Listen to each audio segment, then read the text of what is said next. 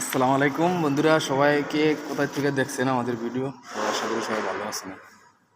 So যারা বিভিন্ন দেশে টাইসের কাজ করেন, ঠিক আছে, কাজের সম্বন্ধে বোঝার অনেক কিছু বাকি আছে আমাদেরও, ঠিক আছে।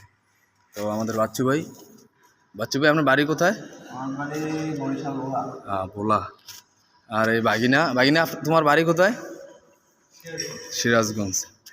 আচ্ছা, যাক। তো আমরা সবাই মিলে এই যে টাইসের কাজ করতেছি। সো আমি ভিডিওটা করার উদ্দেশ্য হলো এই যে বাচ্চু ভাই যে ভোলা বাড়ি, হ্যাঁ, বাংলাদেশের মিস্ত্রি আছে, তো কাজ করছে।